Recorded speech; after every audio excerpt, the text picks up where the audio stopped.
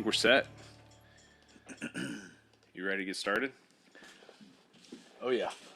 All right. Well, welcome to episode 1. Episode 1. The first episode. So before we jump in, I just want to read like a real quick disclosure that you'll be able to find also inside the episode notes. But the opinions voiced in this podcast are for general information only, not intended to provide specific advice or recommendations for any individual listener. To determine which strategies or investments may be suitable for you, consult the appropriate qualified professional prior to making your decision. So episode 1, let's talk about what this podcast is, if it's not specific advice. From a general standpoint, we just like want to teach people about money. Really just like overall. I think if you subscribe to the podcast or YouTube channel, like the content is going to drive you just to not only understand more about finances and money, but also just how to steward what we have, kind of aligned with who you are as a person.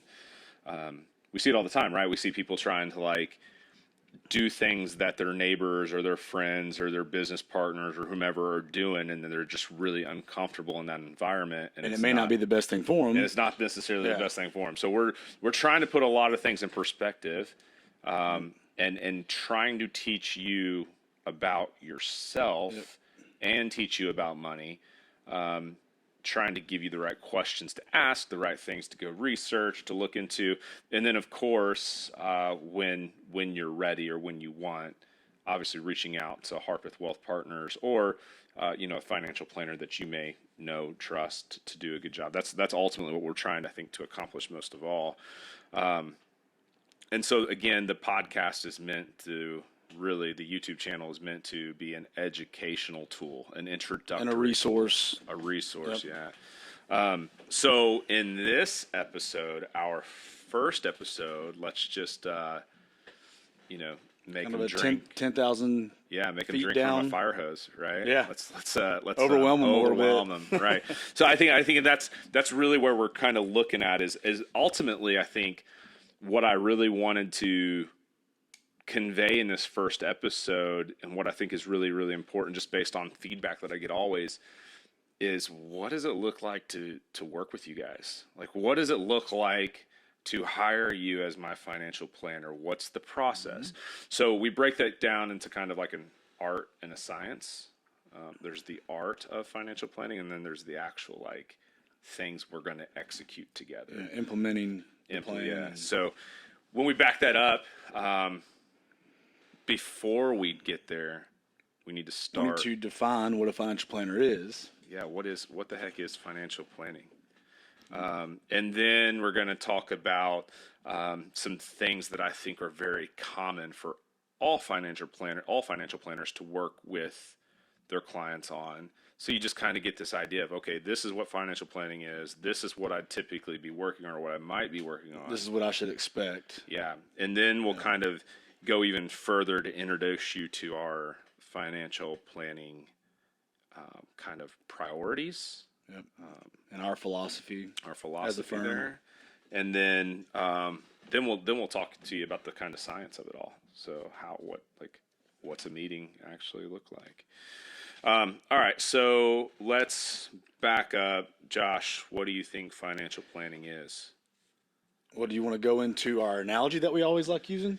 Yeah, so one of the easiest way to. Yeah, I think the reason why, in layman's terms, if you guys out there in the ether don't understand like what financial planning is, a lot of people think, oh well, I have an investment account, and that's part of it. That's one silo of this giant farm. But the thing is financial planning as a career is rather new. Like, I mean, it's been around for a long time. Investment brokers have been around a long time, selling back in the day when you used to not have the internet. It was a stock picker. Yeah, and that was somebody would come and meet you at a coffee shop and tell you what the new the new hot thing was to buy and Right. you'd write a check, and that was kind of it. And you'd Hot hope stock, that, the new hot bond. yeah, and you just hope that the pension, the Social Security, and all that stuff was going to be enough to cover your needs in retirement. And maybe you'd get lucky on that, that bond you bought 30 years ago was going to be paying you too. I don't know. World's a little different now. It's different, right? So financial planning is evolving, and we're realizing that there's like this complex ecosystem. And the problem is there's lack of teaching this ecosystem, but there is like the demand is like very few people have pensions that are going to cover them in retirement. Very few people have, like, Social Security is not going to cover everything you need, more than likely. Nope. And so it's really kind of on this, and now you get these 401ks where employers are participating and helping you get there, but they're just kind of putting the plan on the table. It's really up to you to manage and choose how and when. And so many people don't take advantage of that. So financial plan. So one of the things, because it is relatively new, we like to compare it to like maybe one of the oldest careers in the world, just being a doctor, right? So like we all go to the doctor, and like I go get my annual checkup, right?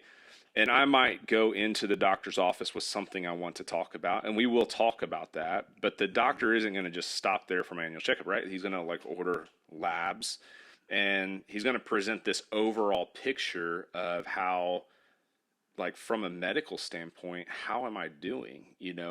I might feel like I have a headache, go to the doctor and say, hey doc, I got a headache.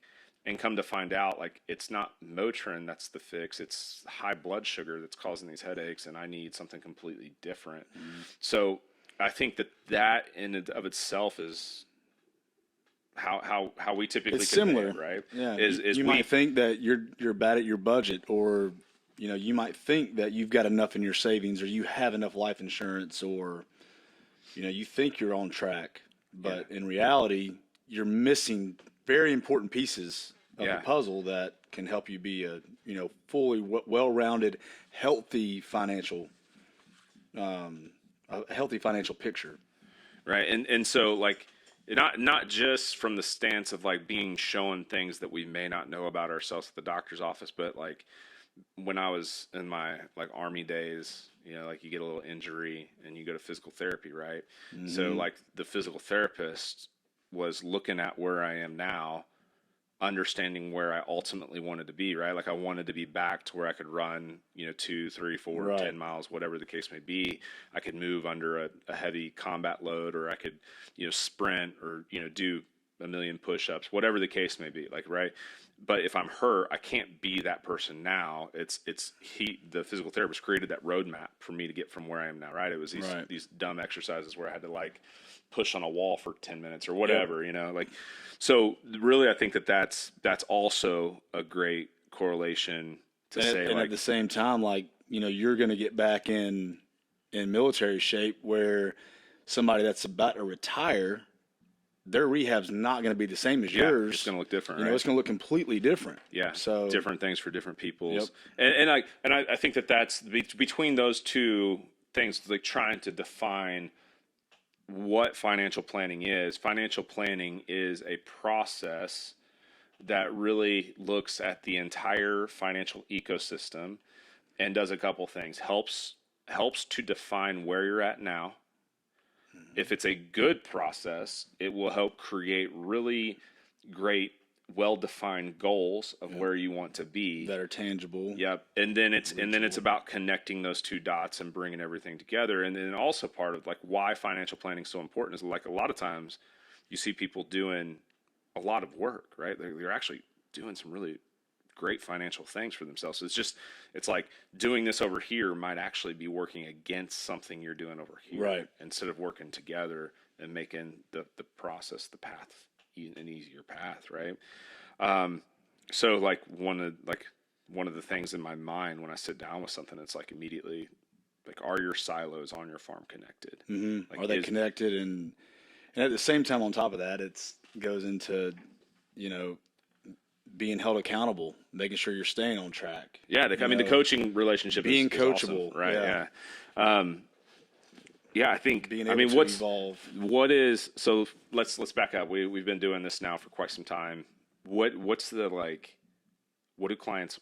What's the number one question that you get asked in like a first or second meeting from somebody that's gonna end up becoming a It's client? usually somewhere around the same question. It's usually, am I ever going to be able to retire? Yeah. It's not, I'm planning on retiring at this age. This is what I want to do. They usually don't know that. They're usually like, can I even retire? Am I going to work till I'm 75 or 80 years old? Yeah. That's the main question that I always get, because they're anxious, and it all boils down to they don't have a plan. Yeah, I think for me, it's the question, like, just am I on track? Yep. Right. A lot of people come in with these like ideas. They don't have a plan. They don't have it defined. Right. Like if I can't tell you how many times I've asked a client, like, hey, or prospective client, like, when do you think you might want to retire? They're like, well, I don't know. I'm not sure. I don't know. It's like, I have no idea. Like, do you want to retire when you're 60, 70, 90? Like, I don't know. Mm-hmm. And so, or they'll say, when can I get Social Security? Okay, around that age. yeah, right. So there's like some default things that you plug in, in those first couple meetings. But I think regardless what it is, it's always the question of like, am I on track? Whatever. If they do actually come in because of something going on, maybe they're like trying to budget for college savings for their kids. Maybe they're talking about retirement planning, or maybe they're like wanting to purchase a new home. Mm-hmm. There's like, I really want these things to play out. Am I on track? And I think financial planning answers that question as a process, because again, I think part of knowing if you're on track, you got to know where you're at. You got to know where you're at. You got to know where you're going. Yeah. So, Exactly. I think that's some of this notion of like, I hear people all the time. They're like, oh, I'm not wealthy. Like, I don't need to talk to anyone. And I'm not saying like everybody needs to work with someone, but it doesn't matter. You still have to know where you're going and know how to get there the best way possible. And Right. I might even argue that the less wealthy people have less assets, less resources to make mistakes with, right? Like, right. Yeah. Like if I'm making, a couple $1 million a year, and I got 7 or 8 zeros in my retirement assets, I might be able to afford to make a bad financial decision Right. here and there. But somebody that's making 60 or 70K a year as a household with kids, and they're like, you can't really afford to make a mistake. Can't make this mistake. Yeah. Man. Yeah. So I think financial planning is something that is necessary for everyone, whether you choose to do it by yourself or whether you choose to do it with a professional. A good video to look at on our website is an asset map video, and it kind of shows a guy holding a lot of these boxes, and he's like, starts off with his 401k, and then he goes to his IRA, then he goes to his life insurance policy, and then he goes to his mortgage, and then he goes to all this stuff, and it just his college savings plans for his kids, and then before it's all said and done, he's got like 20 boxes he's holding, and he's trying to keep it all balanced by himself. When you sit down and write everything down, and you look at it, that it really shows you like, oh man, I really need to.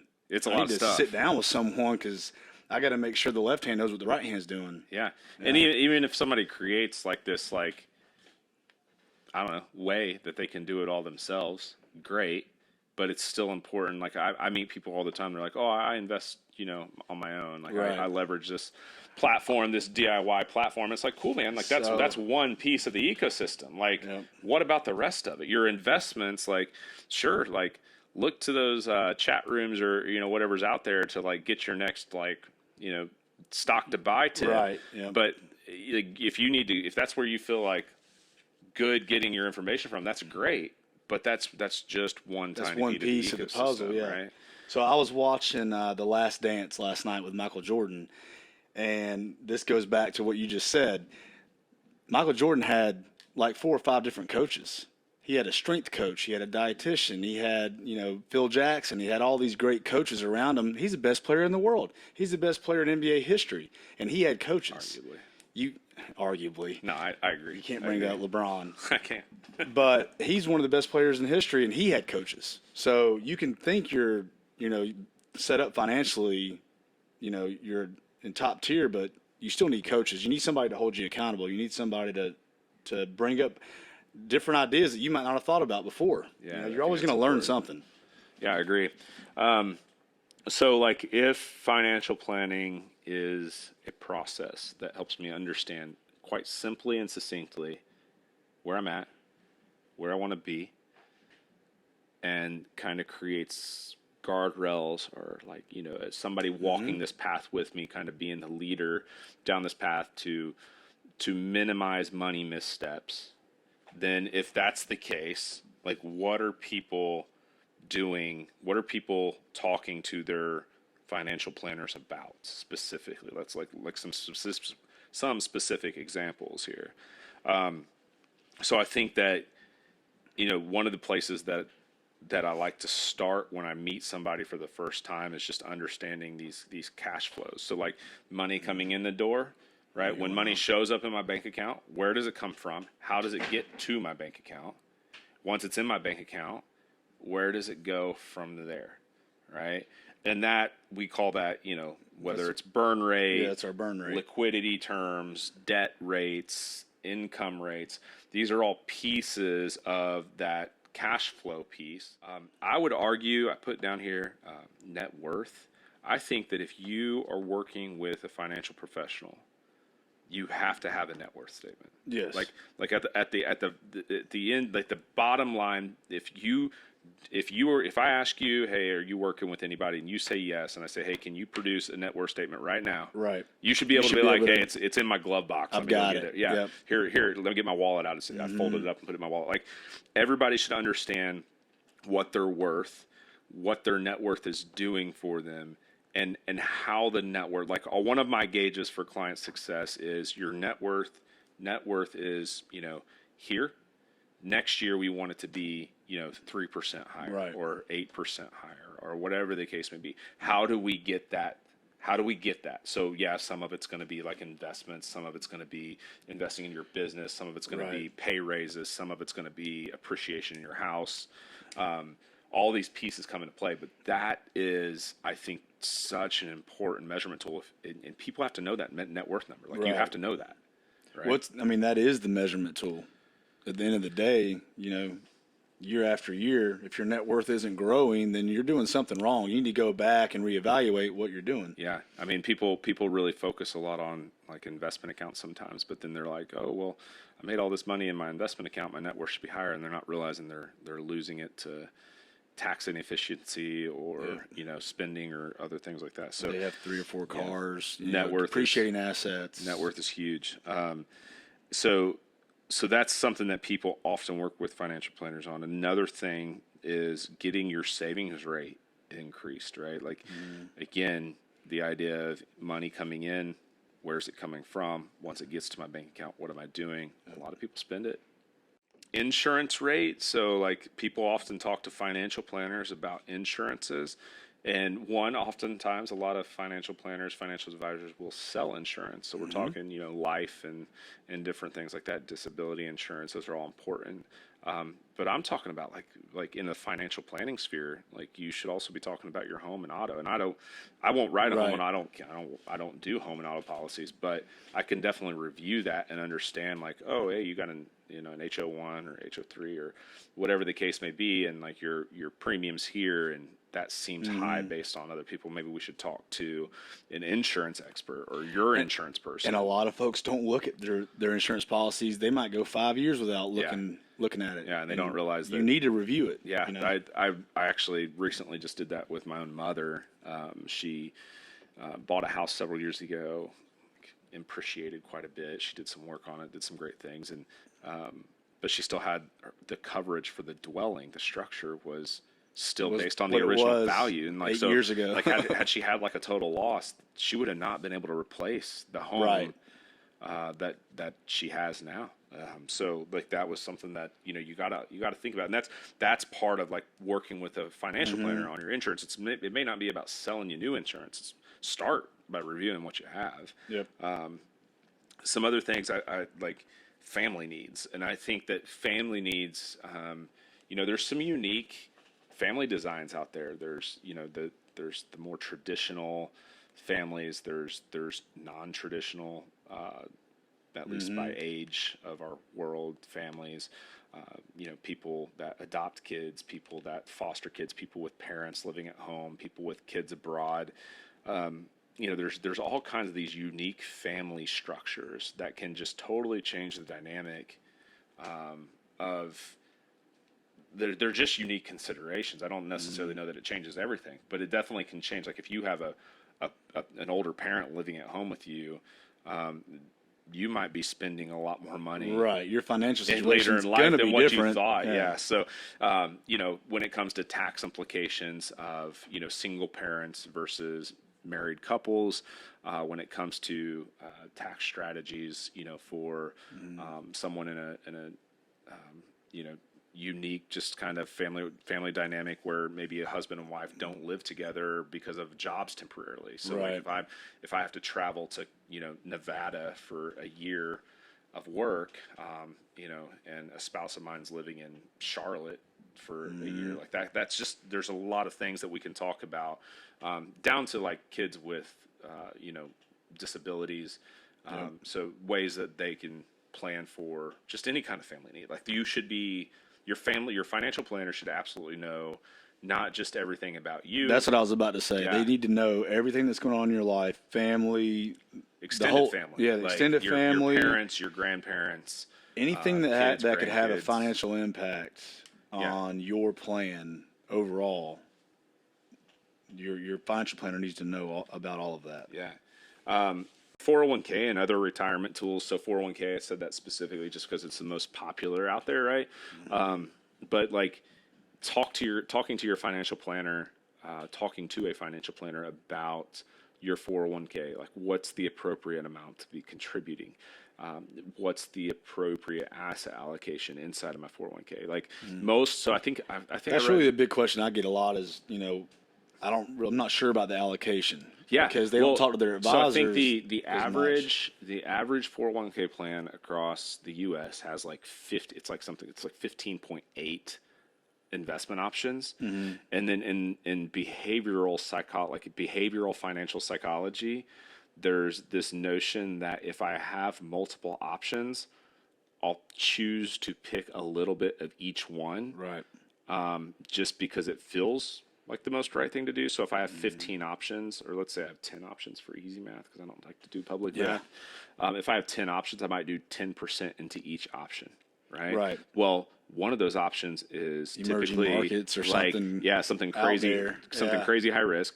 You got another one that's like a cash equivalent, right? So you're doing something crazy high risk, something that's cash and not growing, and then you have like a taxable bond and then a tax-free bond, and you're like, you don't need tax-free bonds in a 401k. Like, why is that even? Right. You just don't realize that the silos aren't connected. You're actually doing things that are working against one, and you're just doing your best. And I've got written down here just understanding your risk tolerance when you're dealing with 401ks, because most people, they don't take the risk tolerance questionnaires that we give out to our clients. Right. So when they're going in, they either yield chase on dividend yield or they're chasing returns. So they might put all their eggs in one basket on one thing, and their risk might be pretty low. Well, they don't need to be all in that one fund that they chose. They just, Yeah, I think just being appropriate. So like if you have a 401k or access to some sort of employer sponsored plan, it's great to talk to you. Every 401k plan should have I'd say it's not everyone, most everyone. Every plan out there has an advisor attached to the plan that should be accessible to you for questions. If you don't have an advisor on the plan, it's probably because it's at an institution that also provides education. So like, and it's usually on their website. Yeah, you can go to the website, you can call someone and they can kind of coach you through.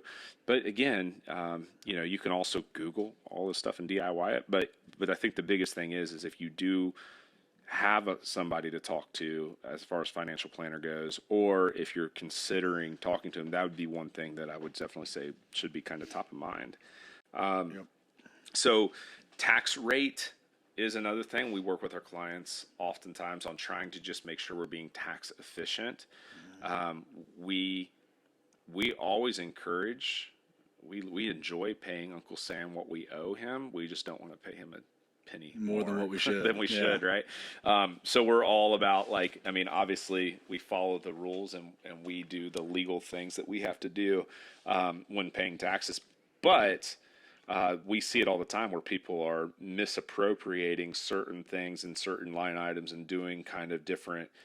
They're doing their best, but they're actually giving Uncle Sam just a little bit more money than they should. And if you compound that little bit more money year over year, when you could have been compounding it in your own investment accounts year over year, it ends up, being a significant amount of money.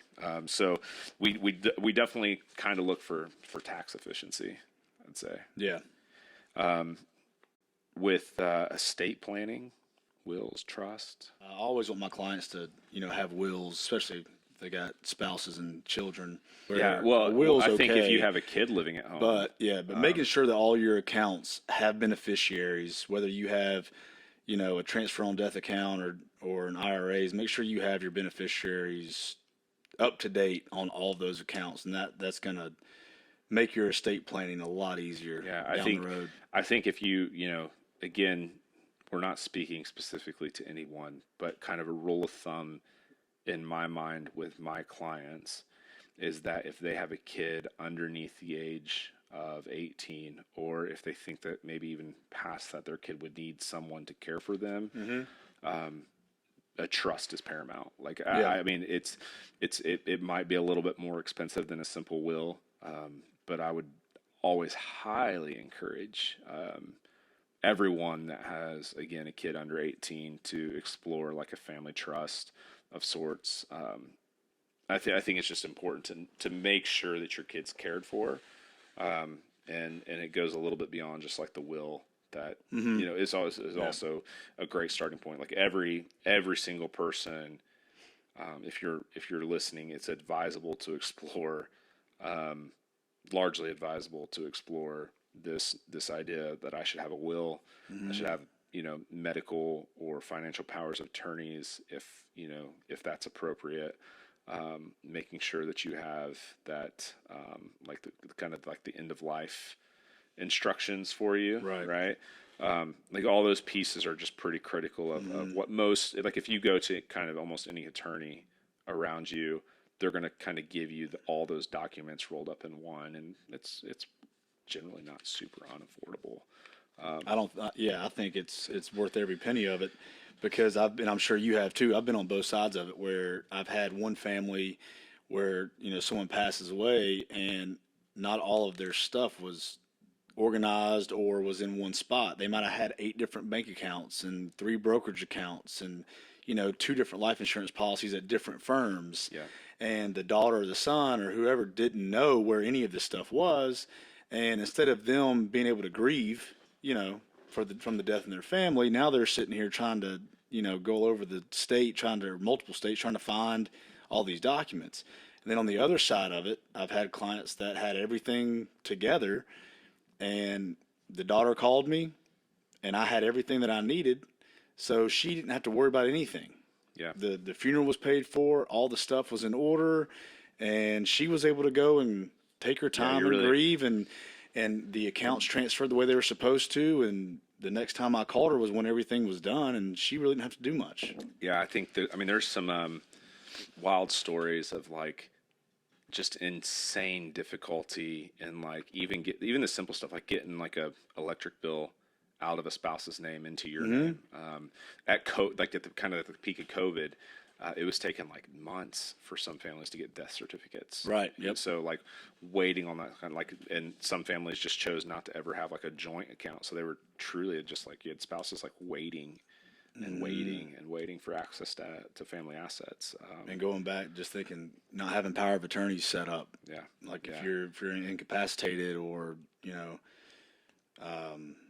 Alzheimer's or anything like that, and you don't have a POA, I mean, it's too late. It's too late. Yeah. So retirement plans, obviously that's probably the biggest thing that most financial planners are working with their clients on, because I think the assumption is that almost everybody will want to work less in the future. So you might come and talk to me about an inheritance you just got, you might come and talk to me about a house you plan to buy. You might come and talk to me about some like insane, like abnormal cash flow situations. You got inflows, outflows. You meant talk to me about your business. But all those things, you are probably also a person that will want to work less in the future. We're starting to see that change a little. I say work less in the future. The work optional. Yeah, work optional. Or WO. Yeah, they're kind of it's the new term. A lot of people are thinking, well, I might just work for a while. Work 2 days a week. Yeah, I might just work. Yeah. So, but if you so retirement planning is a big conversation there.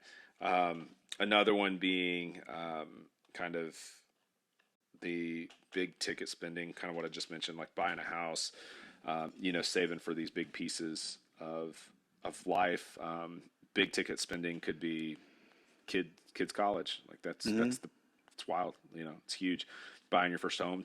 Typically a person that buys a home, that's their biggest investment in their life. In their lifetime. The biggest spending ticket. Definitely important to talk about that.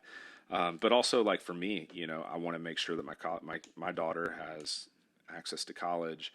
I want to make sure that she has a wedding that she knows is going to be. About to say, you got to save for that wedding, right? And so these are things that if I didn't have the tools that I have and didn't have the resources that I have, I'd definitely be seeking out ways to say, hey, how do I go about saving for this the most appropriate way?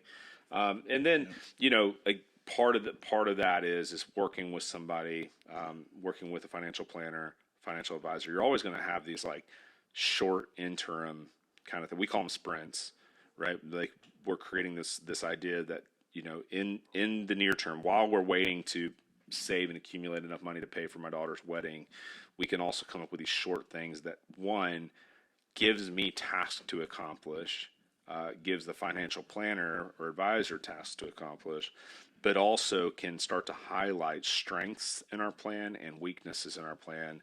And as strengths and weaknesses present themselves, the plan evolves, but also as life changes for you, the plan evolves. So those are just kind of like big ticket items that we just constantly look at with our clients, or where we find ourselves constantly working with our people. Now, some of you, I might have just read like, cash flows, net worth, savings and investing strategies, insurance rates, family needs, special family needs, 401ks, tax efficiency, estate planning, retirement planning, big ticket spending, inheritances, identifying financial strengths and weaknesses for me and my plan. You might, like if I'm reading through those, you might be like, oh, I could talk to a financial planner. So I think the next thing to really talk about is how do you hire the right person, right? Like, so in that sense, I think, obviously Harpeth Wealth Partners is the right choice for everyone, right? Of course. No, it's not. Not everyone. We're not a best fit for everyone, and definitely people tell us no, and sometimes we tell people no. But I think that what I've done to try to help people understand some great interview questions. So one, if you go to our website, www.harpethwealthpartners.com, there is a resource at the bottom of which tab? It's the How We Do It How We Do It tab at the top. If you scroll down to the bottom, you'll see some documents there. One of those documents is titled, What Should We Talk About? That's it, right? What should we talk about?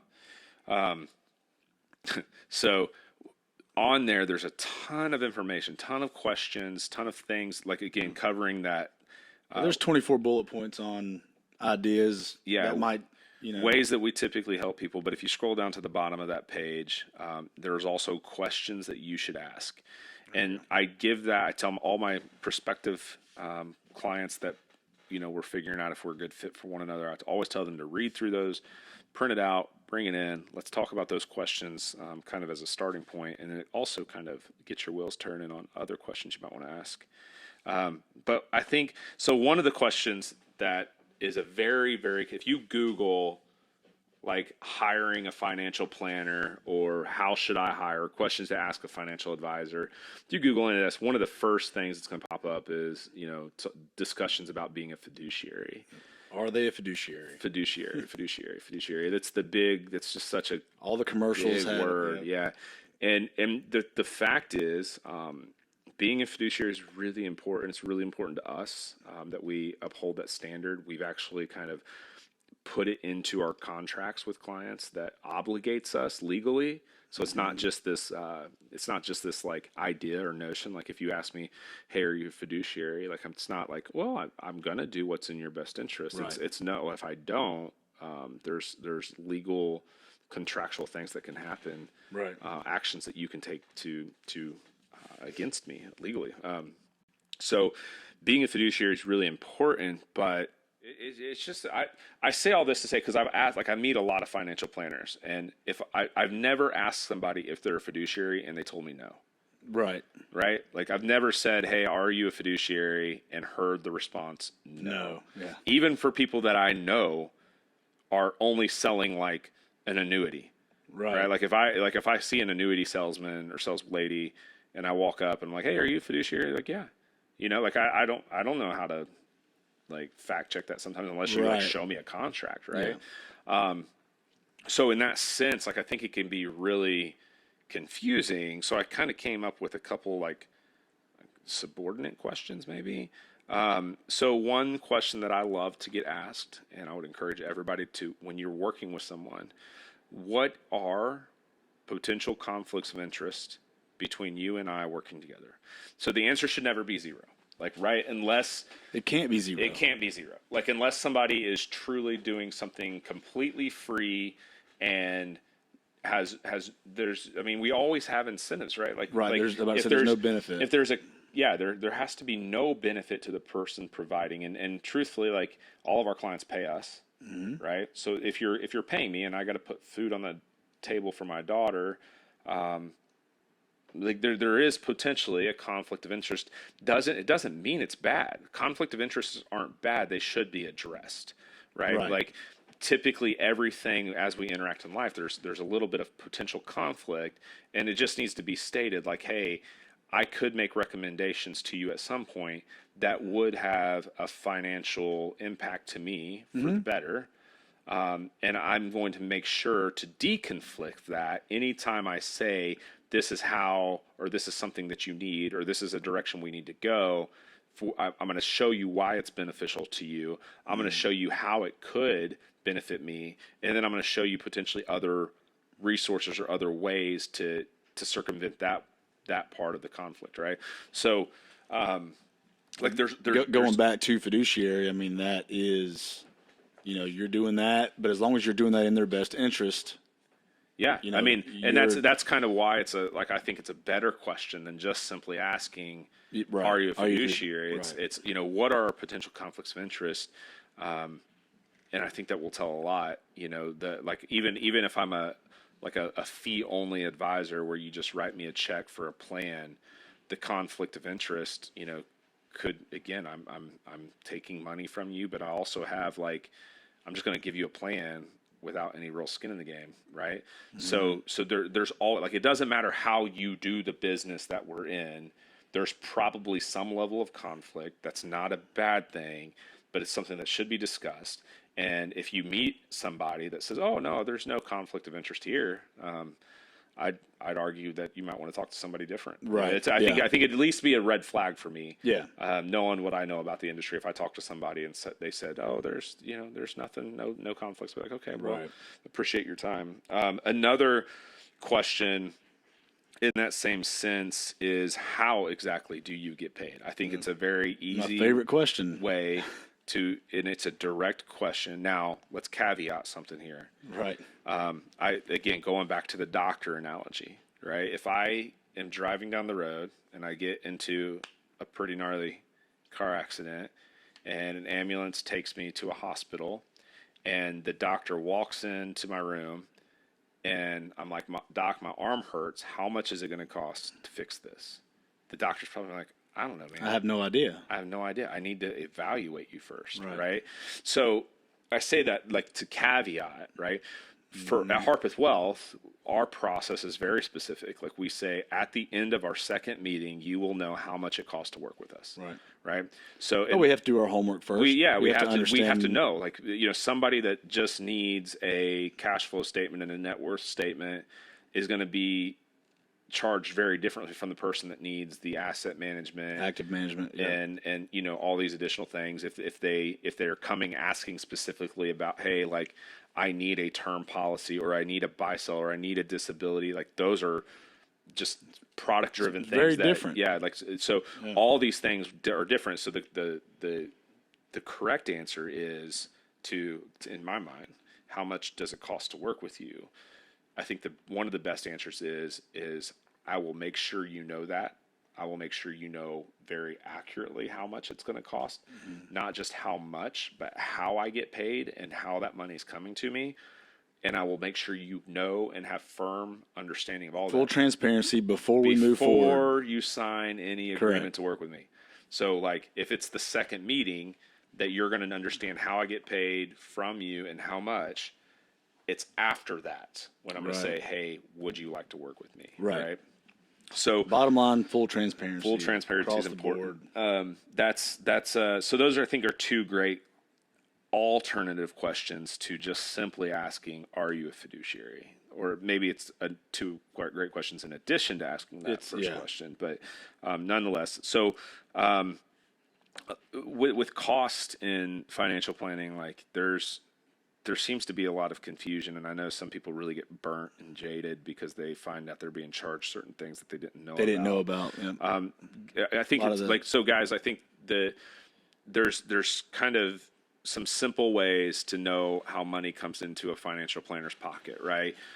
First and foremost, the most widely spread kind of way for people in this industry to make money is typically from a broker standpoint, where they're selling a product of different types. Some of these products are very, very important to people. Some of these products solve great problems, but essentially, when you buy a product, they get a share of revenue or commission off of that. Okay.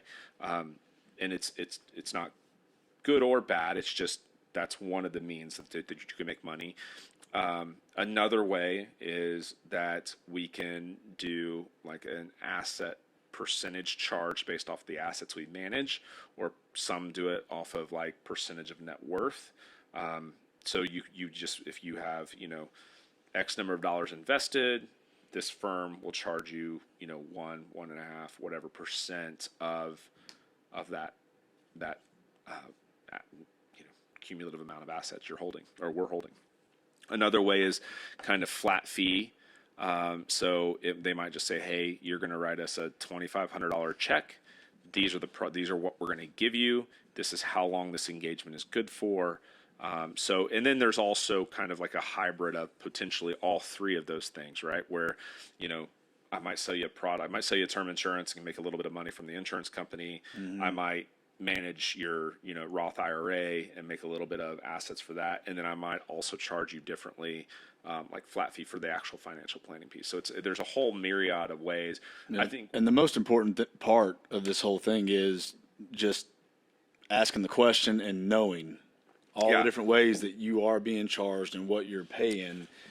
And be comfortable with it, and right? be okay with it, knowing what you're getting. Yeah, and I think that there's pros and cons to every single one of those ways of paying for that service. The question at the end of the day is do you find the value in it? Is the advisor making it valuable to you? Yeah. And are you really content? Like, I always want people to walk away feeling like they should pay me more. Right? Like, why is he only charging me this much? That's the goal. I've had people ask me, why am I only paying you this much? I'm only paying you that much. Yeah, that always. Why am I not paying you more? I'm like, that's where I know I'm giving the value. Yeah, here I'm about to send over this form. Just sign it. Yeah, we'll get some more money. No, so I think that's just understanding. There's different ways. Different ways fit different people's needs. Again, there's not one intrinsically, like just by itself bad, or one that's just good. It's just what is the best fit for you, and understanding, like, if somebody's trying to charge you the one way, and it's not a good fit, find somebody else, because somebody else will charge you a different way. And for us, like, I mean, that's really, the beautiful thing about being like owners of kind of a boutique practice is really being able to customize things and being like, okay, well, we can kind of do it any way you want. What's best for you, and really kind of like, if that's best for you, can we make it happen, worth our time, right? And if it is, then it's a match. Serendipitous. And that's a good long-term relationship, and that's what we want. Yeah. What are your qualifications? So advisors, have different things from, training programs that they go through, licenses that they hold.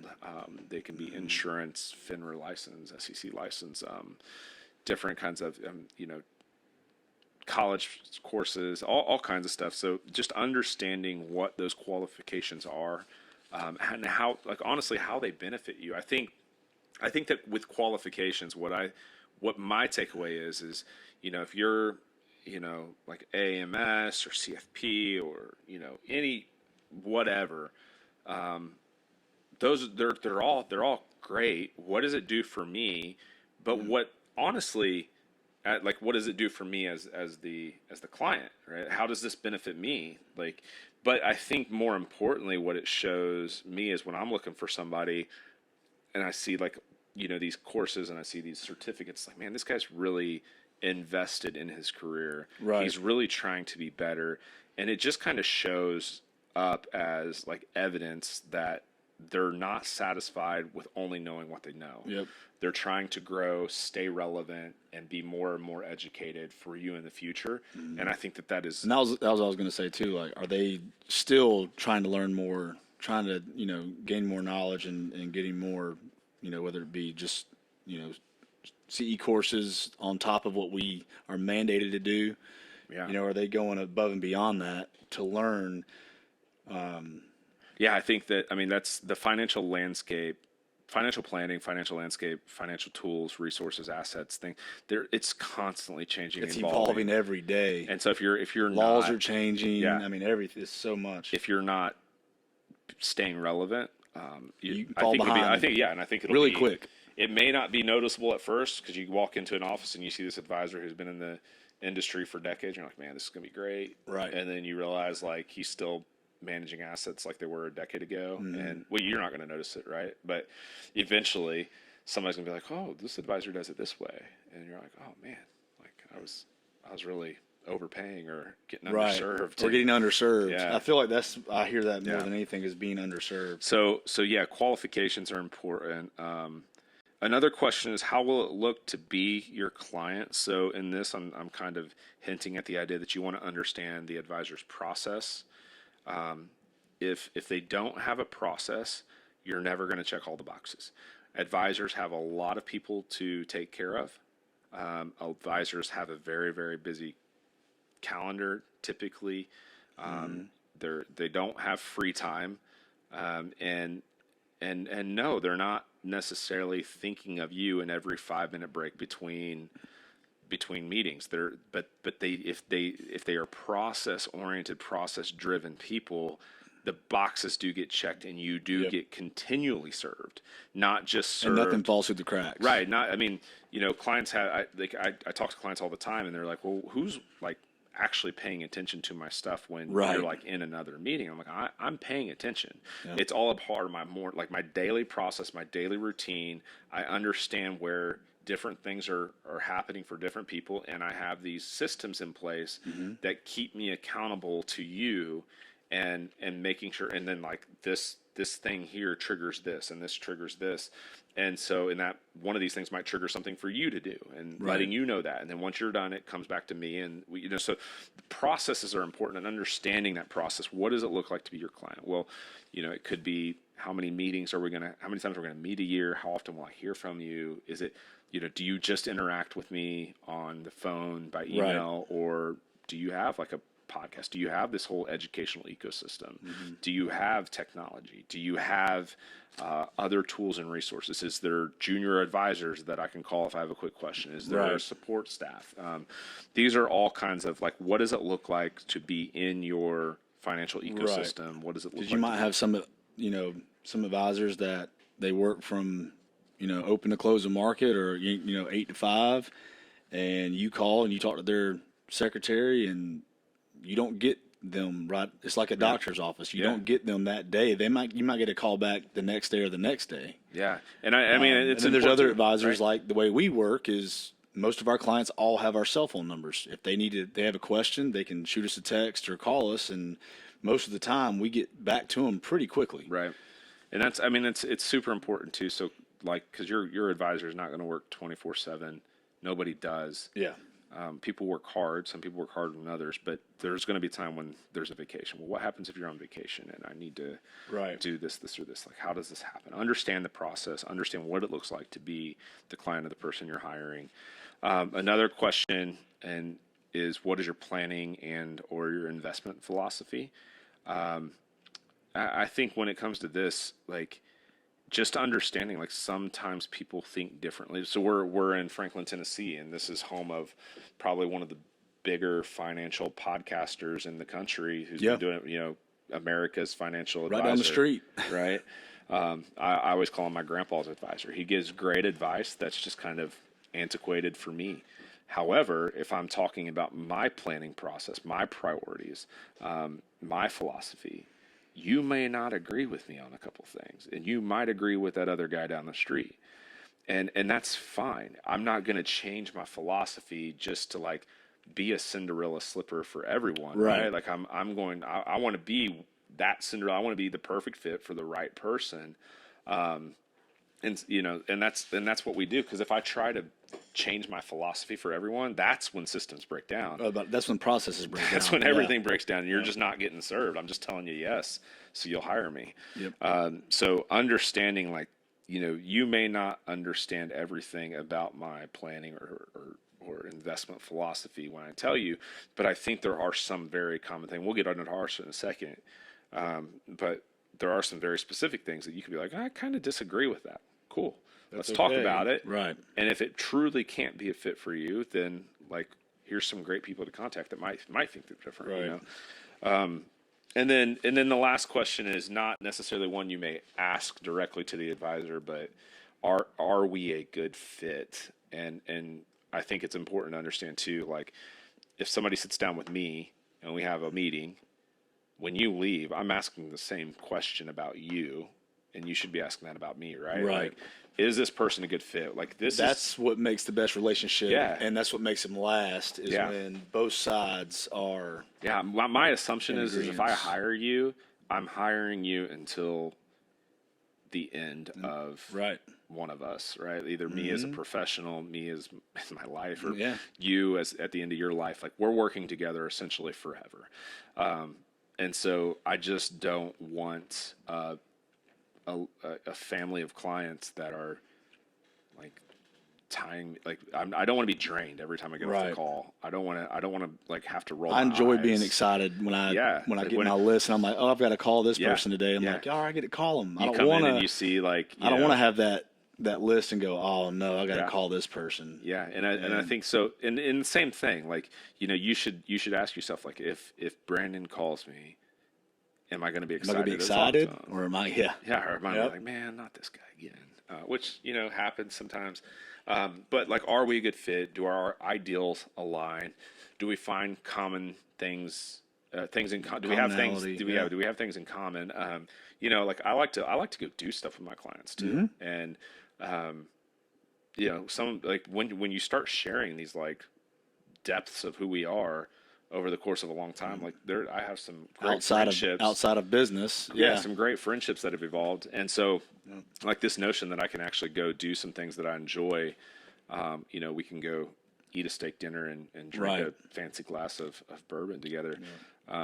That's another great part about it is the multi-generation aspect of it. Yeah, like, I've got a set of clients that's 4 generations, and that's where you're giving them value, you're doing your job, but also you've got that friendship, that family aspect of it is, like, one of the best parts, in my opinion, about our job. Yeah, is getting to help out and pass that money along responsibly and help creating those legacies, like, over a long period of time. Yeah, I think, like, when it comes to these professional relationships at the start, the idea of like, hey, I'm going to get inside and like really help this person, and like I'm going to roll up my sleeves and get to work, and they're going to trust me through this process, and they're taking all this advice, and like eventually kind of like, people connect and at a real deep place. And I've been invited to weddings, to birthdays, to funerals. Yep. I've been to all these things with clients' families, and it's funny because I'll walk in and like I went to one. It was a small wedding, and it was like only family. Right. Nobody knew who I was. And, the guy that invited me is the guy getting married. And I go to his wedding. I'm the only person because he's up on stage, and everybody's like, "Who are you?" And I was like, "I'm just a friend." And, so I'm a financial planner, and it was really a fun time. But that's the kind of depth that sometimes we connect with people, and so that's like, and it makes the whole thing better when you start to trust each other at a deeper level. Right. You understand that the person giving you advice cares about you, wants to see you through, wants you to be where you want to be in life. And it just starts to resonate. It's like, I don't mind it, but I'd rather not have a client that just wants to talk to me once a year. Right. You know what I mean? Like, I want to be in touch with them. I don't like it at all. So, again, we're backing in to what it looks like to be a Harpeth Wealth client. We kind of started with understanding what financial planning is, worked through things that people commonly work with financial planners, kind of in accomplishing these things. Now we've kind of said, okay, if you're going to hire a financial planner, here's some great questions to ask and things to think about. Now let's talk about Harpeth Wealth. And our philosophy. Yeah, we're going to just like start with our philosophy. We're art and science. Like, this is the last two pieces of this podcast. The art of our planning process. And I think that, one way that I think about it is this is kind of a like playbook that I have in my brain. My client doesn't necessarily see this right away, but as we talk through the first meeting or the first couple meetings, I'm asking myself, have we satisfied step one? And if so, right, have we satisfied step two? So it's almost like I think about like Maslow's hierarchy of needs, and that like that foundational piece of the triangle. You have to satisfy that one before you can get to go to the next level and to the next level. You have to and like another way to put it is like order of operations when you think of like math, right? Like PEMDAS, remember that? Yeah. So there's a specific order to get to the right answer. And that's kind of again, it's more of like a Rolodex thing where it's like, I don't start at the same place with every client because some clients already have things. They might already have step one and step two completed. So we're going to kind of talk to, like, we're going to talk through this like order of operations, this financial planning kind of hierarchy of needs, if you will. And two caveats to this is I need to understand before I start deciding where in the order of things we are, I need to understand your financial picture, and I also need to understand your current insurance protection. Okay, so in one of our first meetings, that's where we're going to focus on, like getting to understand you. We're going to get to know each other personally, but we're also I want to understand your financial picture, and I want to going to the financial picture.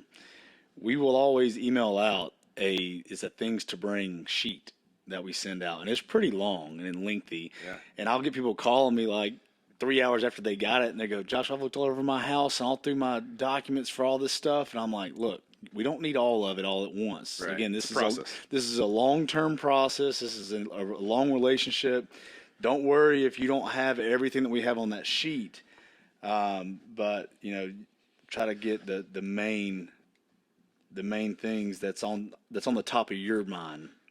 Yeah, you want to show up to whomever you're working with. In our case, with us, if you're coming to talk to us about working with us, we just want to get the most complete financial picture we can. Yeah, that helps us do our job. It's never 100% clear the first time you take a look, but getting an understanding of your financial picture and just understanding your insurances that you have currently are very, very important. And here's why. So let's jump into this like hierarchy, this pass through kind of process, this order of operation. So the first thing that I need to check off for anybody that I'm about to work with is, do you have enough money in the bank to make payments on every deductible, every piece of your insurance, every copay possible, right? So like, understanding that, if my auto insurance has a deductible of $1,000, right? I need to have $1,000 in my savings account to cover that. Okay. This is part one of two when it comes to emergency savings.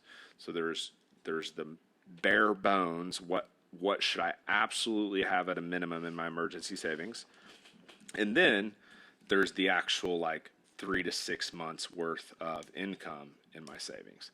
If you don't have the bare bones, we got to get you there. Got to get there first. And this is why it's important to understand, because maybe your deductible for your auto insurance is $1,000 and you only have $500 in your emergency savings. Well, guess what?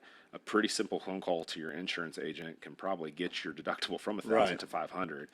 And maybe you do have the cash flows to kind of solve that problem right now. We can always increase your deductibles later on back to where they are once your savings is more robust. And that goes right back to what we were talking about earlier of making sure you're reviewing your policies. Yeah. I mean, that's important. So understanding, like, first thing that I'm doing, and again, I'm giving you guys this out there so that way if you don't want to work with someone, you can also say, hey, do I have this? If you have enough money in savings to cover your copays, we'll go on to the next one. If you don't, this is your sprint, right? So we have a long marathon journey of reaching financial wellness, financial wholeness, financial success. And again, everybody's every different. once in a while you got to sprint, right? In a marathon, every once in a while you turn it on, run downhill, whatever the case may be. So your sprint right now, if you don't have copays in the bank, is to create a savings account that can cover your auto, your homeowners or renters, or both, your investment property, like any kind of insurances that you have there, be your healthcare insurance, copays, different things like that. Like those are all important to have inside of your savings account right now. So once we've satisfied copays in the emergency savings, we're going to start participating in our employee-sponsored plans that have a match, right? So this might be your 401k. Different employers have different things: 401k, 403b, 457. All these different ways that we can participate in employee-sponsored retirement plans.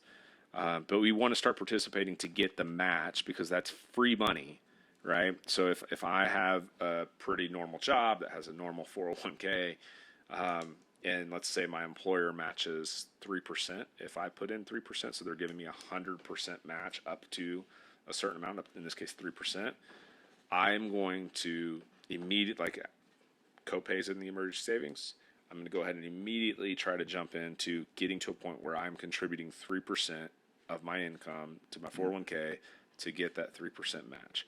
If it's a 5% match at 100%, then I'm going to give 5% to get that 5% match. 5%, giving up 5% of your income, that's a potentially a pretty sizable jump for somebody that's like living on a tight budget. Mm-hmm. So what we might just encourage you to do is start with 1%, right? Just immediately turn on 1%. Let the dust settle. We'll check in again in a few months, see how it feels. Then we'll go to 2%. Then we'll check in again in a few months and see if we can go to 3%. And we'll just keep going until we get that match that's being offered kind of maxed out there. That's, again, free money. If I put in $100 to my 401k and that's 3% of my paycheck, and my employer is giving me an extra $100, that's 100% return on investment overnight, right? Like that's not doable anywhere else in life, right? So just keep that in mind. That's why that's so high up on the list. The next thing after we get to where we're participating with our match, or maximizing our match, we're going to come right back to finishing out our emergency savings. So now this is where we actually want to get to 3 to 6 months of savings. If you Google like how much should my emergency savings be, you'll probably see a million different ways to the CFP, Certified Financial Planning Board. One of the things that they encourage essentially is if you have two incomes in a household that are kind of diversified as far as their where they're coming from, you can probably afford to have 3 months. So this would be like a client that I have where he's a teacher and she's a nurse. You know, one of them might lose their ability to work for a short time. One of them might get laid off. Both are pretty in industries where they could get hired again pretty quickly. Then you get your sales jobs, your commissions. And then those jobs so you like, might want to think about. and having a little we actually lengthier- have we have one couple that kind of are in sales roles that work for the same company.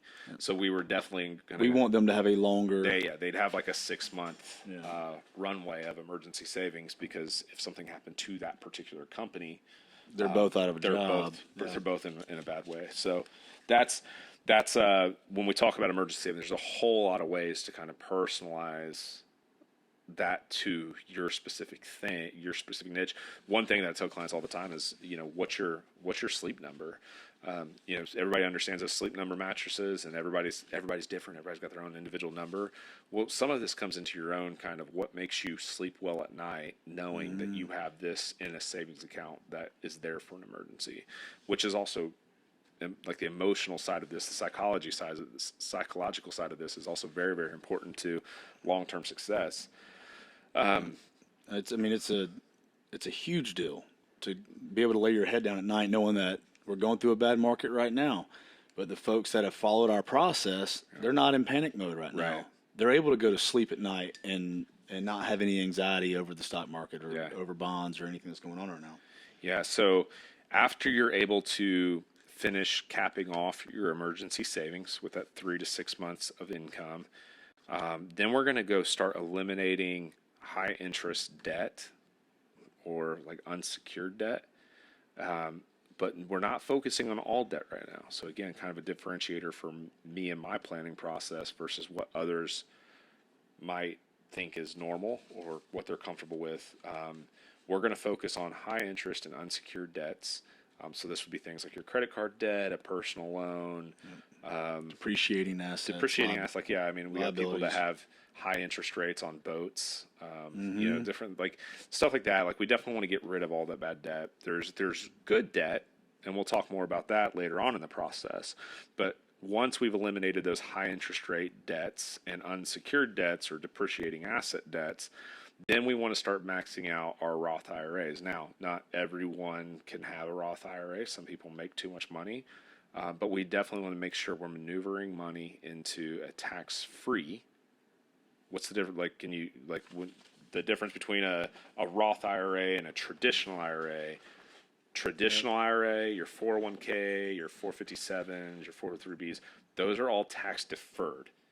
You get the money into the account tax-free. Pre-tax. Yep. And then it grows tax deferred. And when you take it out as income later, and that income gets taxed, right? With a Roth, it is a tax-free investment in that it's already taxed money going into the account. It grows tax deferred. And as long as you make it to certain age or certain other kind of qualifications, there's certain times when you can access that money. If you do that, then it's tax free and no penalty. Yeah. So you just got to make sure you're using that account the right way. It's important to understand what a Roth IRA is, as well as a traditional IRA or any kind of retirement account. Understanding the rules there. So make sure if you don't have any idea what a Roth IRA is or what a qualified retirement plan is, definitely would advise you to not just educate yourself via Google, but probably talk to someone that's a professional there.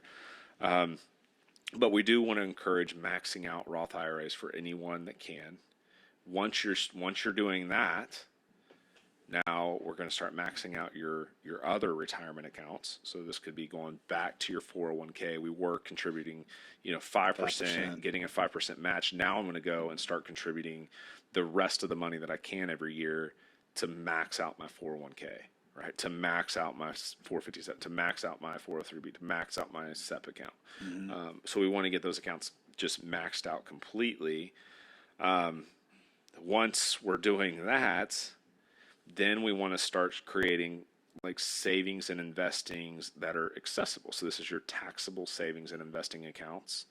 And this kind of coincides with the next thing. So it's kind of one and the same, but funding future expenses, right? So talking about college, weddings, yeah, I mean, like college is expensive. buying other houses, You could buy another house for the amount of like investment. college. Yeah. And weddings almost. When I now. got all this stuff coming up, right? So like I'm trying to put money away, out, like not in retirement accounts, because I won't be 59 and a half when my daughter goes to college. And you want to be able to access it, And I want to be able to be access penalized it. on it. And but also it's far enough away still where I don't need that money just sitting in cash. Like I want it to grow.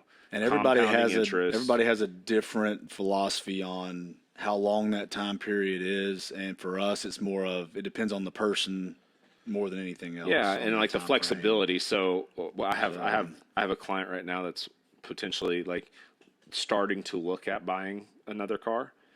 They don't necessarily need it right now. They don't really have to have any particular one, but they're thinking sometime in the next like couple years. And so yeah, we're putting that money into the market mainly because for this client, one, they do want the growth, but also if the market did come down like into a correction like we're in now, They would just wait to buy the car. till later. they're completely fine just waiting Yeah. another short amount of time or however long it takes for the account to come back. Whereas something like a fixed cost like my daughter going to college, I'm definitely thinking, okay, at about the 3 to 5 year mark, I definitely need to start pulling some money out of the investment platforms, or at least moving it to a kind of more conservative. like cash equivalent kind of investment vehicle. So that way, it's there, it's dependable money. It doesn't, I don't want to have the conversation with my daughter that she can't go to college when she, after graduation because the market's down 50%. So, funding future expenses, that's via the taxable savings and investment vehicles, accounts, things like that. Next, different, but prepaying your large healthy debt, right? What's healthy debt? This is where we're gonna be very, very different from the guy down the road. Folks, Our grandpa's advisor, because the world's different now. All debt's bad. Well, I mean, the reality is my granddad could not secure a 3.5% interest rate when he was growing up. His, I think he was telling me he got excited one time over a 16% interest rate. And also houses are not, $40,000 like they were for my grandma. My granddad had a nice house for $40,000. Right. It's world's way different. And so you have to look at like, okay, well, if I can secure this loan at 2.5, 2.25 to 3% interest, and my property is appreciating every year at like 5%. Right. Plus my assets invested are growing at 5, 6, whatever percent based on your portfolio. Like that's great, right? Like, I mean, that's good debt. That's healthy debt. It's okay to have a little debt when it comes to that. Another one that comes to mind when I think of healthy debt is college education, right? We have clients that have more than doubled their salary because they took on a little bit of college debt to go and get the next, degree or certificate that they might have not otherwise been able to do. Yeah. So if they would have had to wait, 20 years to save the money they needed for college, and that whole 20 years they're making half of what their potential earnings is, that's a huge cost to long-term financial success, right? So again, we probably differ from other potential people. And it also goes into liquidity. Liquidity needs, if you're prepaying off your primary residence, you can't take a brick out of the house to pay something off if something happens. You can, but it's not advisable. Yeah, right? You can't rip a window out and sell a single window out of your home to create some cash. So there's a lot of things that go into it, but we go over all that. Our program can give you hypotheticals on what it will look like if you did this or if you did that over a 3 to 10 year period, 5 year period, whatever. And then, our clients typically have 3 to 4 choices that we think are the best things for them, and then they get to make the decision on what's best. What Yeah. in the end, they get to pick out of those 4 what they think the best. So decision after is. all of that's done, then we get into the hyper growing net worth, and that's the fun stuff. That's when it gets fun. Yeah. That's the good times, because people get excited and they're just like, man, I worked on my total term for a decade and only moved it up 2, and this past 2 years I've moved it up 10. Right. Because it's exciting to see like the compounding effect of assets. How real it is. It's and then also not just that, but like, man, I love my daughter more than anything, but she's expensive. She ain't cheap, and one day, it comes with a trade-off, right? I won't have her at home every night. It'd be a little sad that she'll be off to college or out, in her new home or whatever, doing her life. But man, if I'm not gonna like have a lot of extra money sitting around at the end of the month, probably, right? At least until grandkids, maybe. But yeah, you get these kind of few years where you just have this great hyper growth, and we want to be there to position our clients. We want to have the plan beforehand. I just heard a great quote just a few minutes ago before we started this. If opportunity presents itself and you don't have the plan ready to execute, you're going to miss the opportunity, right? And so in these few years of life where we have this ability to just kind of hyper grow our net worth, we got to be ready to take advantage of it, and we got to recognize, have a plan in place. Yeah, it's got to be there. So ready to go. It's super exciting. So again, all of those things, if you come and you call Harpeth Wealth and I answer the phone and we have our little 15-minute discovery call, we'll talk about our actual science of it in a second, the execution piece. But, maybe in this onboarding process, we realize, hey, you have your emergency savings cared for. You are participating in your 401k the right way. Maybe we just need to talk to you about like getting to the point where you max out your Roth IRAs and we start working with you on your 401k planning kind of thing and maxing out employee sponsored plans. Maybe we just like do some tax efficiency stuff. So we might have to start there.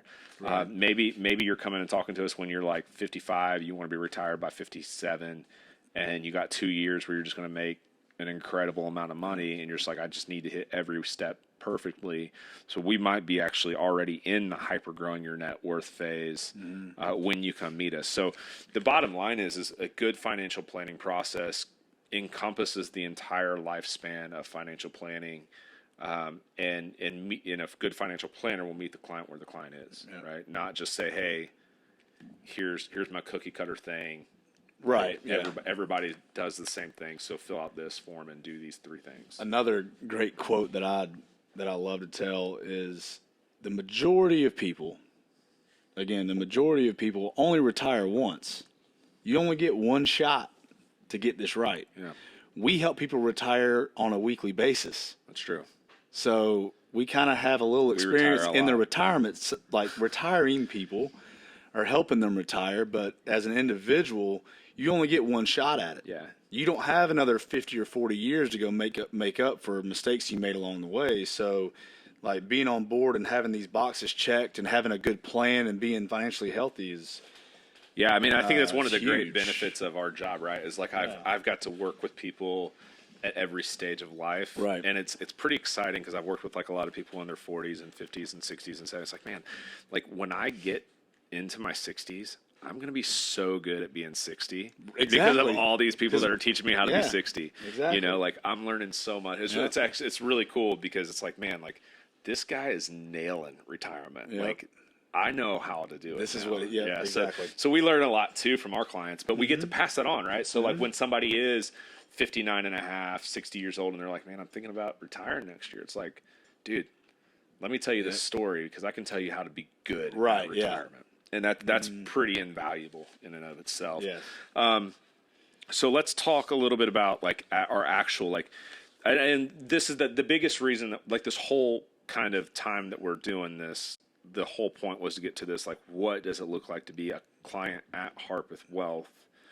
You don't have to be a client to subscribe to our podcast. We're going to teach a whole lot of stuff. You don't have to be a client to subscribe to our YouTube channel. But we're teaching you this because we're also giving this to our clients and prospective clients to say, oh, like, now I get where I'm at in the process, or I know what to expect whenever I go to this next meeting. So we are going to get specific about Harpeth Wealth Partners for just a minute. But I think, so the biggest thing is like understanding we are very, very process driven. I can't afford to just try to remember 37 things in my brain every day, because every day I come to work and I have to, file away 37 brand new things from clients. So I would have a lot, like over 70. What's 37 plus 37? It's 74, right? I'd have like 74 things in my brain. Yeah. Nobody wants that. So we have processes, we have systems, we have all that there. So the biggest thing is when we first get introduced, or you show up and you're like, hey, Brandon, like, or reach out to us, email, call, whatever. I want to be a client. We're going to start with just a quick 15-minute phone call, right? So we'll schedule that call, or we'll do it right when you call if I have 15 minutes or Josh has 15 minutes. And we're just going to kind of put the big questions down on the table. Hey, what's your big questions? What are you trying to accomplish? And most of the time, people that are contacting us, they have something. They have something that they need, or something that they have a major need. Oh, you're helping so and so with this, and I kind of have that same thing. Right. And I also have this question too. Great. Yeah. That's what I need to know. Yeah. And then I'm going to give you give you some homework. 3 pieces of homework right away. I'm going to ask you to immediately pull out a notepad, or if you have an app on your phone, that's a notepad app. Tell you to open one and just title it like Financial Planner Questions. I'm going to tell you to go to our website and look at questions you should ask a financial planner. And then I'm going to ask you to start writing down any question, because between now and our meeting, you're going to think of 100 things to ask me. And if you don't come into the meeting with questions written down, you're going to ask 2 of them. And then as soon as you get back in your car, you're going to be like, dang it, I forgot to ask this, and I forgot to ask this. And so one of the first things we're going to do in our face-to-face meeting is immediately we're going to say, okay, where's your list of questions? And as we go through our meeting, we're going to check off everyone. So by the end of your meeting, every question on that list is going to be checked off, answered. Yeah. So that's part of our process. So we need you to come with a list of questions. The next thing I'm going to tell you to do is, and this is all kind of off of our website. So those questions are at www.harpethwealthpartners.com. Also on our website, the landing page, the first page, there is 2 videos. There are 2 videos. The first video is Riskalyze, a video about our risk tolerance software. So we're going to ask you to watch that video. It takes 90 seconds to watch. And then we're going to ask you to do the questionnaire. So right below the video box, there is a button. You click the button. It takes you to our risk tolerance questionnaire. Should only take you about 10-15 minutes. It's pretty simple to go through, especially if you watch the video. And it just gives me a kind of a preemptive look at where your at-risk appetite is sitting before we go to the meeting. And then the other thing right below that is a video from Asset Map, or one of our other tools that we use. Ask that you watch that video. And again, it takes about 90 seconds to watch. And then you're going to click the button below that to start filling out your asset map, which should only take you about 10 or 15 minutes. So, and the more that you engage in this, fill this stuff out, when you come in, we can build a financial plan, and just be, I don't know, just a lot more in depth. Yeah. Well, and shows it maximizes our time what together. we can That's do. all we're trying to do. Yeah. We're just trying to make our time together valuable, because we're putting in the time, but more importantly, you're coming and you're putting in the time. So we just want to make sure it's super valuable. So again, those 3 things, probably total, I don't know how long it takes you to write questions down, but the 2 things we're asking you to do, maybe a total of 20, 25, maybe 30 minutes tops. And so that's important. Then we'll have our first meeting. We just call it the getting to know you meeting. Quite simply, it says what it is. We're just getting to know you. We're going to let you get to know us. We're going to get to know each other kind of as people. Some, personal experiences are really good to know from a financial planning standpoint. It tells us a lot about behaviors and patterns and what you're trying to accomplish in the course of your life. So we just really want to know you as a person. We want you to know us as people. And then we're also going to like get to know your financial picture. And so this is where the documents to bring come into play, as well as the asset map that you've kind of preemptively filled out. And usually we're not breaking down your statements in front of you. No, that would take forever, and it's boring. And 10,000 foot view of what you want, but we're going to ask that you leave those documents with us. It's more goal driven, and then once that meeting's done, that's when we'll get into the weeds on all the technical stuff that, from the documents that you brought in. But Josh brought a really good point. The goals are super important in that first meeting. We just got to know they don't all have to be, you don't have to have all your goals defined yet. We'll work on that with you. We'll help you define goals along the way. And we don't even have to have like well created, like the SMART goals. Like we don't have to have the perfect outline of the goal yet. We can define them in more thorough over time. But I need to know like, hey, a top priority for me is retiring on time, or a top priority for me is making sure my kids are taken care of, or my spouse is taken care of, or I'm really worried about like the structure of my business and it just isn't making sense. And I feel like if something happened to me, like it would just fall apart and my family wouldn't have income anymore. Right. So like we just need to understand a little bit about what the goals are. That's meeting number one.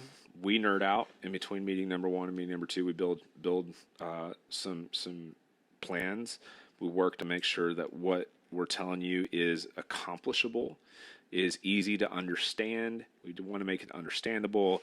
It fits you. So I'm not trying to sell some high risk investment to somebody that does not have a risk appetite. Like we want to make sure it's relatable. Like does it accomplish the things you want? And again, if I'm trying to present a plan to you and you can't understand it at all, you're never going to buy into it, and we're never going to get your trust. And like it's just not a good fit. So we really want to focus on building plans that again are relatable. With that, we come back to meeting number two, which we call the plan and pricing meeting. The plan and pricing meeting is just that. We talk about the financial plan that we have. Can we make you success, or can we help you on your journey to success? And then we let you know what the price of working with us is. So again, we told you before, meeting number two is when you're going to find out how much we cost. Everybody's a little bit different, and we just got to make sure that it's valuable for all parties interested. And so during that meeting, you'll understand how we're going to try to accomplish what you want us to accomplish, and how much cost will be associated with that. Does that add value? Yeah. And really that's the first time we're going to ask you, if you feel that we're a good fit for you, and, if you want to work with us. So from there, that's kind of the bulk of the onboarding process. We culminate the onboarding process with what we call a first statement review, and that first statement review is just that. You've fully onboarded. We have your plan getting incorporated into your life, and your first statement shows up. And we're pretty confident everybody can read our statements, but we still like to sit down and actually have an intentional meeting, me, you, or Josh and you, and say, hey, here's how to fully understand that. Here's exactly where your fees are listed. Here's exactly where your assets and investments are listed. This is where, so we can break down that just so it's super clear to you. We're not, not trying to be sneaky. We're not trying to be secretive. We want to be completely transparent. Yeah. So that's just really important. So that first statement meeting culminates the onboarding experience. And I've always found that meeting is where all of our clients go. Like they take that like sigh of relief, like, man, I feel like I was just drinking water through a fire hose for 3 months, but now it's all coming together. Now it all makes sense. Yeah. So you just that first statement review meeting is usually like a very fun meeting for us to have. Yeah, and typically that's where we'll also say, hey, here's your first sprint. Yep. And then we're going to schedule our follow-up meeting. So again, your first sprint might be like, hey, we need to get your emergency savings from 11,000 to 11 and 1,000, and like to get there, you're based on your cash flows, it looks like it's going to take Here's how 6 long it's months. going to take, right? So if you can accomplish that, like, do you think you can? Yep. Okay, let's sprint.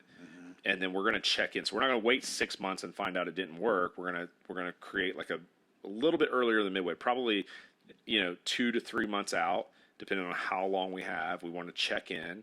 This could be probably just a quick phone call. Hey, how's it going? Based on our math, you should have added about, $1,000 at this point to your emergency savings. Are you sitting at this level?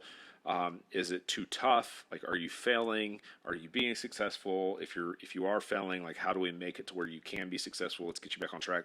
Let's extend it. Instead of 6 months, we're going to give you 10. So we kind of, those are how we work in between. And that's what drives our ongoing meetings. So, like, people ask, like, how often do we meet? Like, sometimes it's, once a quarter, sometimes it's once a month, sometimes it's, 2 or 3 times a year. It really just depends on the sprint that you're in, the point of life you're in, but we're always accessible, right? Which I think is, it goes back to the doctor analogy. You go to the doctor once a year for your checkup, but if you break your arm, you go to the emergency room. You go see the doctor. Yeah. Call me right now. Yeah, Don't wait until 8 months from now to go, like, to tell me you broke your arm at your checkup meeting, right? So so we're always accessible. We're always ready to talk about things that change in life that you're going through. It's a journey. We're on the journey together. It's really exciting for us to get to partner with people on their journey. We understand that we're kind of co-piloting something there, but we just want to bring our knowledge and resources to the table and say, hey, let's avoid as many missteps as we can. And try to do this the best way, because the human psychology of things, people care about money, right? Like, people really care about money. I mean, it's like one of the lead reasons people get divorced, because they care so much about their money, right? And it's so hard to fully understand it. That is, why we love doing what we do. It's important. It matters. And we have tons of tools and resources that, unfortunately, just everybody if you're not a professional in this industry, there's just certain things you can't have. Yeah. Like, you don't have it. Google can teach you a lot, right? Relying on tweets from your favorite electric vehicle maker, he can set you up with a lot of good, stock tips. Right. You can go on, the internet and find some, Wall Street chat rooms and things like that can give you some great short squeeze ideas. And you can do all these crazy things. But there's just some tools that I have that you have to be licensed to have. And that's what we're just trying to get that out there to everyone. We're ready to work with people that want to improve and think that they can do better and are coachable, and really say, hey, yeah, this is actually a heck of a lot of stuff. Guys, this podcast is really deep. There's a lot of information. So again, like, to recap, we got to talk about, what is financial planning, what people work with financial planners about or on, what that looks those like, tasks that they work on. We've talked about questions you can ask if you are at that point already of, like, hey, I kind of want to hire a financial planner. Some important questions, and there's more on our website. We've talked about the planning order of operations, the planning philosophy of Harpeth Wealth Partners, and then we also kind of introduced you to the actual process that we use. Process of, hey, you'll have a call, you'll have a discovery meeting, you'll have a plan and pricing meeting. Then I'll have sprints that will carry me. I'll have technology. I can listen to some podcasts and learn some stuff. I can go to their YouTube channel and learn some stuff. Education. Like, that's our ecosystem. That is the Harpeth Wealth Partner ecosystem.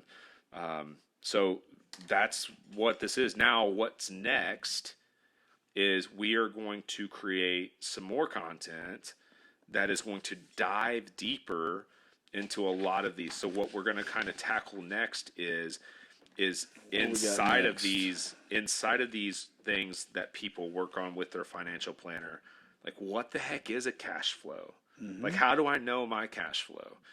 We're going to look at net worth. Like, what the heck is net worth? Like, how do I factor and figure that out? insurance. Like what do I really need to know about insurance? Because I know Right.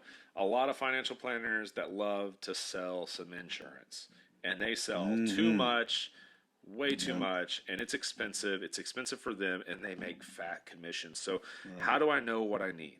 What Right? questions do I need to ask? Yeah, so we'll deep Yeah. dive into each one of these, and then we'll kind of like continue from there.